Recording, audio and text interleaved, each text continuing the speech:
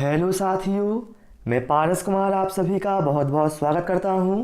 पारस free education में आज इस क्लास में हम स्टडी करने वाले हैं पर्यावरण अध्ययन के इम्पोर्टेंट क्वेश्चनों की, जहां से आपको एग्जाम में प्रश्न देखने को अवश्य मिलने वाले हैं।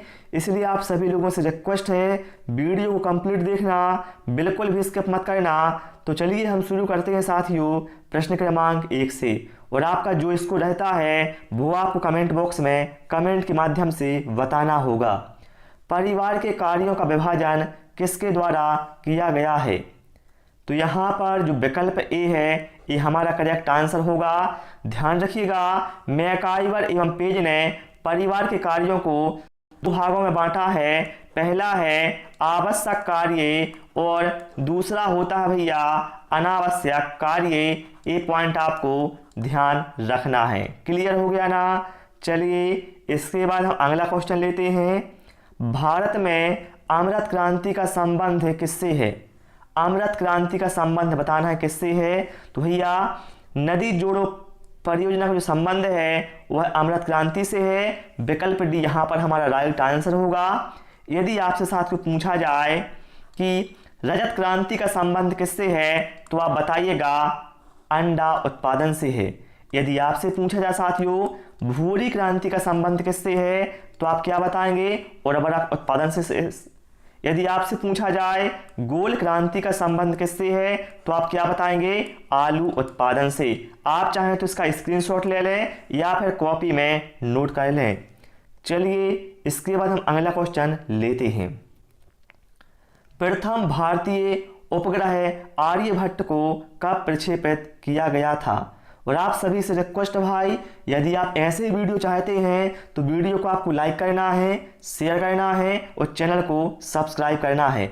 पहला प्रश्न आपसे पूछा जाएगा कि प्रथम भारतीय उपग्रह का नाम क्या था तो आप क्या बताएंगे? आर्यभट्ट था, जिसको भाई 19 अप्रैल 1975 को प्रक्षेपित किया गया था। जो विकल्प डी है यहाँ पर हमारा राइट आंसर होगा। ठीक है, इसके बाद हम अगला क्वेश्चन लेते हैं। कौन सा विटामिन वसा में घुलनशील होता है? आंसर जो यहाँ पर जरा सोच समझ कर देना भाई।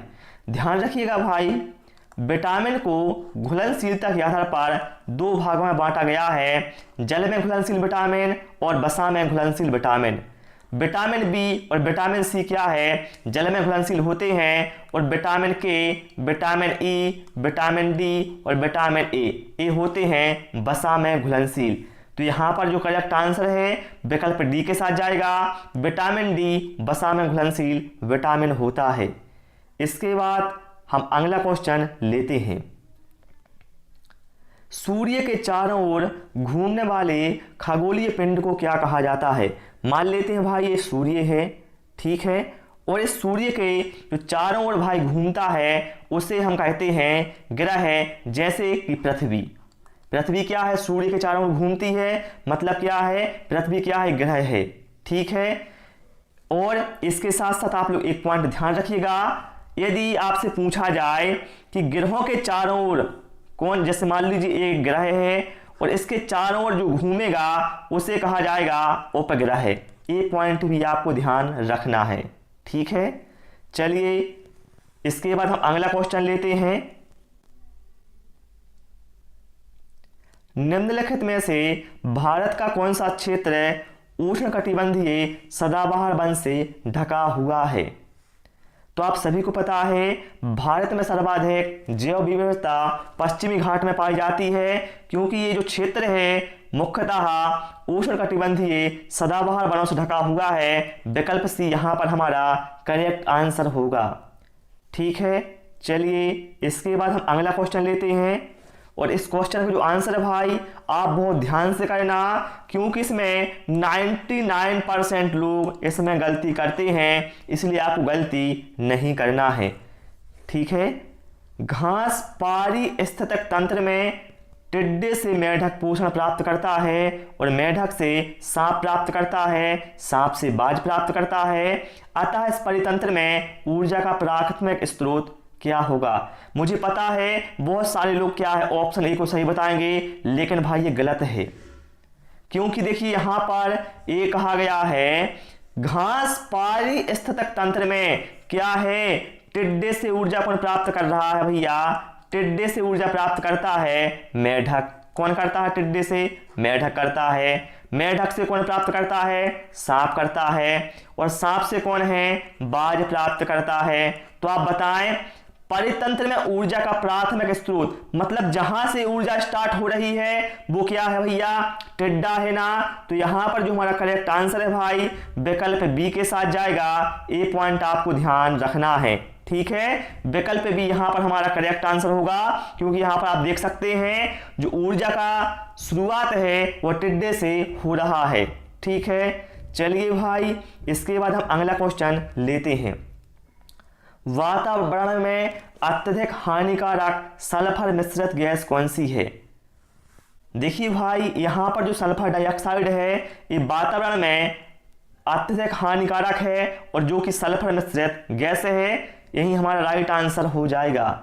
यदि आपसे पूछा जाए कि भैया दम घोटू गैस किसे कहा जाता है, तो आप क्या बताएंगे, आप बताएंगे कार्बन मोनोऑक्साइड को दम घोटू गैस कहा जाता है। क्लियर ना। चलिए इसके बाद हम अगला क्वेश्चन लेते हैं। निम्नलिखित में से किस राज्य में दम्फा टाइगर रिजर्व है। दम्फा टाइगर रिजर्व, तो भाई दम्फा टाइगर रिजर्व कहां पर है, तो आप क्या बताएंगे, मिजोरम में है। विकल्प सी यहां पर हमारा क्या है, करेक्ट आंसर होगा, ठीक है ना। देखिए टाइगर रिजर्व से एक क्वेश्चन अवश्य आएगा, या राष्ट्रीय उद्यान से एक क्वेश्चन अवश्य आने वाला है, इसलिए आप इस टॉपिक को जरूर कंप्लीट कर लेना, आपका 1 नंबर पक्का हो जाएगा। हाथी परियोजना भारत में कब प्रारंभ किया गया था। हाथी परियोजना, तो भैया हाथी परियोजना भारत में वर्ष 1992 में शुरू की गई थी। यदि आपसे साथियों पूछा जाए कि विश्व हाथी दिवस कब मनाया जाता है, तो आप क्या बताएंगे, आप बताएंगे 12 अगस्त को प्रतिवर्ष विश्व हाथी दिवस मनाया जाता है। यदि आपसे पूछा जाए प्रोजेक्ट टाइगर कब आया था, तो आप क्या बताएंगे, प्रोजेक्ट टाइगर कब आया था, तो आप बताएंगे वर्ष 1973 में, ठीक है। चलिए अगला क्वेश्चन लेते हैं। प्रकाश संश्लेषण संपादित होता है सभी पौधों के द्वारा, सभी जंतुओं एवं पौधों के द्वारा, सभी हरे पौधों के द्वारा, या फिर वायरस के द्वारा। तो ध्यान रखिएगा प्रकाश संश्लेषण की जो क्रिया है भाई केवल उन्हीं पौधों में होती है जिनमें क्या है, क्लोरोफिल उपस्थित होता है। और हम सभी जानते हैं जो हरे पौधे हैं इनमें क्या है, क्लोरोफिल होता है, अर्थात सभी हरे पौधों के द्वारा प्रकाश संश्लेषण क्रिया होती है, ठीक है। प्रकाश संश्लेषण क्या होता है, जो पौधों की भोजन बनाने की प्रक्रिया है उसी को कहा गया है प्रकाश संश्लेषण, जो कि सूर्य के प्रकाश की उपस्थिति में होती है। अगला क्वेश्चन लेते हैं। मानव शरीर की कोशिकाओं में पाए जाने वाले गुणसूत्र जोड़ों की संख्या क्या है। देखिए भाई इस क्वेश्चन में बहुत सारे छात्र गलती करते हैं। देखिए जब गुणसूत्र जोड़ों की बात की जाए तो आपको बताना है ऑप्शन सी यहां पर क्या है, राइट आंसर होगा जब जोड़ों की बात की जाए। लेकिन यदि इतना पूछा जाए मानव शरीर की कोशिकाओं में पाए जाने वाले गुणसूत्रों की संख्या कितनी है, तब आप बताएंगे 46, ठीक है। जोड़े पूछे जाए तो बताइएगा 23 है, और संख्या पूछी जाए केवल तो बताएंगे 46, ठीक है। चलिए अगला क्वेश्चन लेते हैं। निम्न में से कौन सी प्राकृतिक वनस्पति मरुस्थलीय प्रदेशों में पाई जाती है। तो आप सभी जानते हैं जो कैक्टस है भैया, जो कि कांटेदार झाड़ी होती है, ये क्या भैया मरुस्थलीय प्रदेशों में पाई जाने वाली वनस्पति है, ठीक है, जिससे क्या पानी की बहुत कम आवश्यकता होती है, ठीक है, इस शुष्क प्रदेशों में होती है। अगला क्वेश्चन लेते हैं। कीवी क्या है, कीवी बताएं आप लोग क्या है कीवी। तो आप सभी ने इसका नाम सुना भी होगा कीवी का, तो ठीक है। जो न्यूजीलैंड की टीम है ना क्रिकेट टीम, उसको भी क्या है कीवी कहते हैं, बहुत सारे लोग हैं ना, देख सुना होगा आपने भी।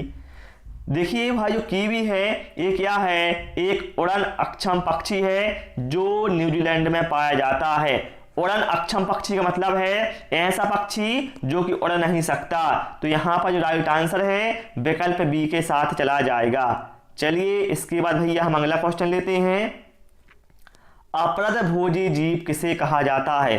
अपरदभोजी जीव, तो देखिए भाई आप सभी को पता है जो मृत जीव जंतु होते हैं उनसे जो पोषण प्राप्त करते हैं उन्हें हम क्या कहते हैं, उन्हें हम मृत पोषी जीव कहते हैं या उन्हें हम अपघटक कहते हैं। ठीक है, ऐसे मतलब जो अपना जो पोषण मृत जीव जंतुओं से प्राप्त करते हैं उन्हें हम मृतपोषी या अपघटक कहते हैं। और मेरे भाई अपघटक को ही अपरदभोजी भी कहा जाता है।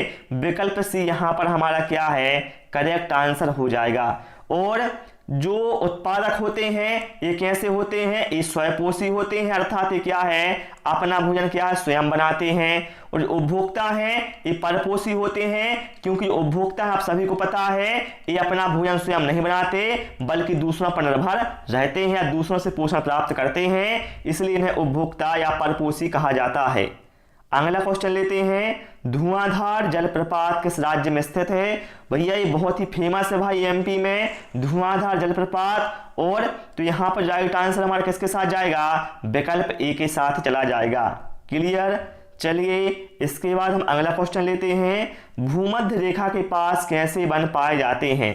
देखिए भाई ये हमारी पृथ्वी है और ये है भैया भूमध्य रेखा।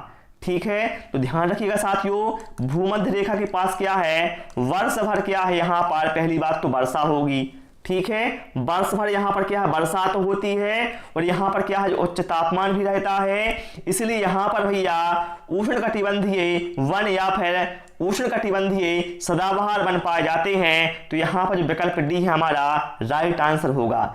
इसलिए भाई यहाँ पर सर्वाधिक जैव विविधता पाई जाती है, क्योंकि यहाँ पर क्या है, वर्ष भर वर्षा भी होगी और उच्च तापमान भी रहेगा। तो स्वाभाविक सी बात है यहाँ पर क्या है, जैव विविधता क्या है, उच्च होगी। ठीक है, अगला क्वेश्चन लेते हैं, प्रदूषण के संदर्भ में असत्य कथन की पहचान करें। ध्यान रखिएगा यहाँ पर आपको असत्य कथन बताना है। लाइकेन वायु प्रदूषण का प्राकृतिक सूचक है। बिल्कुल भाई आप सभी जानते हैं लाइकेन वायु प्रदूषण के क्या है, सूचक होते हैं। जहां पर वायु प्रदूषण होता है वहां पर जो लाइकेन है ये मुरझा जाते हैं, आपको पता है, अर्थात ये सूचक होते हैं। ग्रीन मफलर ध्वनि प्रदूषण से संबंधित है। बिल्कुल भाई, सड़कों के किनारे क्या है, वृक्ष लगाए जाते हैं दोनों साइड, जिससे क्या है, जो ध्वनि उत्सर्जित होती है वाहनों के द्वारा वो क्या है, अवशोषित हो सके वृक्षों के द्वारा। ठीक है, इसी को नाम दिया गया है ग्रीन मफलर। पारा युक्त जल पीने से मीनी माता नामक रोग होता है। बिल्कुल भाई ये भी सही है। सांख्यिक प्रदूषण का संबंध है जल प्रदूषण से है। नहीं भैया देखिए गलत है, जो सांख्यिक प्रदूषण है इसका संबंध है ताप विद्युत ग्रह से, या फिर हम इसे कहें थर्मल पावर प्लांट से इसका संबंध है सांख्यिक प्रदूषण का। तो विकल्प सी क्या है यहाँ पर हमारा असत्य है, जो कि हमारा राइट आंसर होगा।